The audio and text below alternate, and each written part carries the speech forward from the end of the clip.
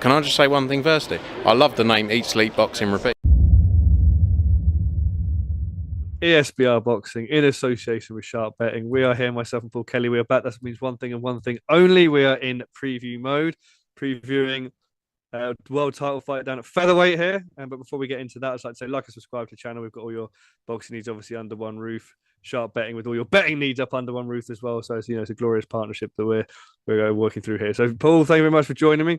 As mentioned, we are featherweight world title action, featherweight world title action to be precise. And your man, one of your favourites, a man you've long since champion, Nick Ball, who is defending his title against TJ Doheny. So before we go into it, obviously, I think both guys are obviously well known. Nick Ball, obviously well known to fight fans, but also Doheny obviously had that last time out when he fought Inoue, a valiant effort there as well. So obviously quite a high profile. But what the question I want to ask you first and foremost, Paul, really is sort of the landscape really of featherweight and the question of Nick Ball. Is he your number one? There's other names down there. There's obviously Angelo Leo, Rafael Espinoza. We talked about Fulton, are the other champions. But Nick Ball, is he number one at featherweight for you right now, Paul? Talk us through it. Yeah, thanks, mate, for having me on. Looking forward to this one. Always love watching Nick Ball fight. To answer your question, how often have you and I sat here and discussed the featherweight division? At one Oh, stage we thought it was Luis Alberto Lopez was the king, didn't we? we Then we're did. sitting thinking, nah, it's Brandon Figueroa. Now they've both been since beaten by obviously Angelo Leo and Stephen Fulton. So that would make you think, oh, maybe it's one of those. But then you look at Espinoza and the way he dealt with Robeisy Ramirez twice. Then you look at, and obviously you come to Nick Ball and you're thinking, mate, you actually could be number one at featherweight here. Yeah, who knows? I think the fact that we have four different champions, um, I think it's you could. I think you could make a case for all four of them personally for being number one. And nobody, you can't really, you're not going to really argue. If you turned around to me after this, Elliot, and told me that Stephen Fulton was now the best because he'd beaten Figueroa, fair play. I couldn't disagree with you. Similarly, if you said Angelo Leo, oh, Luis Alberto Lopez was his wrecking machine, and look at Angelo Leo, starched him. He's number one now. I can't really disagree with that either. Similarly, if you said Nick Ball's number one, yeah, I mean he beat Ray Ford. I know Ray Ford that was a tough fight.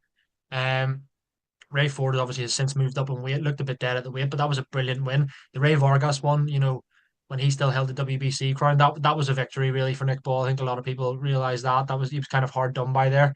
And you know what? He could well be the number one at featherweight.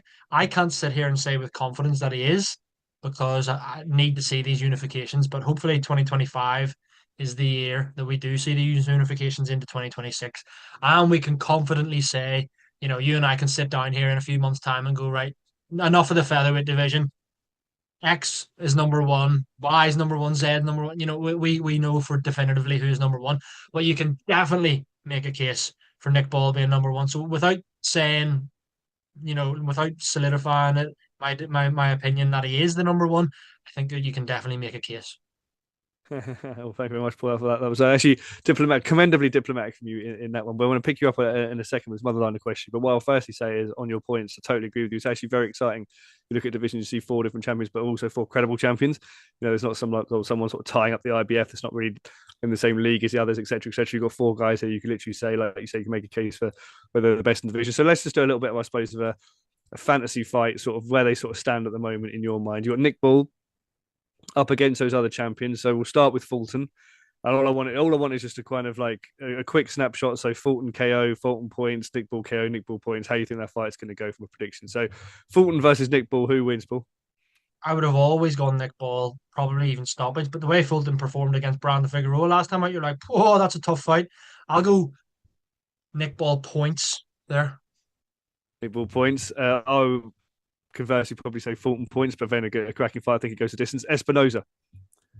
Oh, mate, the height difference is too much. There's genuinely a foot between them, isn't there? Espinova's 6'1", Ball's what, Yeah, 5'2". So you're talking a foot there, like yeah, hard to say. Oh, could he reach Espinoza's chin? Uh, yeah. I would probably go Espinoza points there. I don't think he could stop Nick Ball. What was it Adama said though the weekend when his phone show? He said, we coconuts are up high, baby, and we still get those down. So maybe the height difference could be negated. Angelo Leo, the last one, Paul. Angelo Leo versus Nick Ball. Snapshot: who wins and how? I think Nick Ball could stop Angelo Leo. Yeah. I think out of all three, that's the one that I give him the best chance of beating Angelo Leo, definitely. I think the other fight should be competitive. I think the Fulton fight would go points. I think Espinosa, to me, is probably number one in my mind in the division at the moment. Like you said, those physical advantages are hard to look past. But we are here to talk about Nick Paul versus TJ Doheny. So as I said, TJ Doheny, obviously last time out for Inoue, 7-round stoppage of theirs. No, obviously, criticism of the man going against the monster there. But again, it could be a tough fight for him here. Nick Paul, we could be looking, we'll stop him again. It could be some, he could be in a couple of big fights, a couple of challenging fights with TJ Doheny. But Paul, I'm going to come to you first and foremost. So your man, Nick Paul, another stoppage win here. Paul, does it go points? How does this fight play out? Talk to me. Yeah, this is an interesting one for me, mate. I think Nick Ball will want in the back of his mind, even if he doesn't admit it, will want to maybe better than Nue. Say Nick Ball stops him in 5. People are saying, "Oh, Nick Ball stopped him in 5, and Nue couldn't do that." Kind of building that narrative. If Nue was to ever come up to 126 pounds, I think TJ Doheny's a tough fight, mate. He's a big puncher. Okay, yes, he's 38 and all, but he definitely has that equalizer, and he has only been stopped that once by Inoue. I am backing Nick Ball to win. I think he has the tools to do so, but I am leaning towards a points victory, mate. I will go Nick Ball via unanimous decision. I think he might get Doheny down once or twice potentially, but I'm actually going Nick Ball on points, mate. What about you? Yeah, I don't mind that at all. I think you make the valid point. Obviously, he's only been stopped once against Inoue, who hasn't. But he's also gone the distance with Conlon. Like we said, Belushi's a good fighter as well, Goodman. So he's gone the distance with some good names, even in those losses. So I think I'm struggling between. I don't look at this way. I don't think Nick Ball will get him out there quicker than Inoue. I don't think that's going to happen. I think if he does get him out there, it'll be late. And I'm looking at it maybe like, could the age play a factor?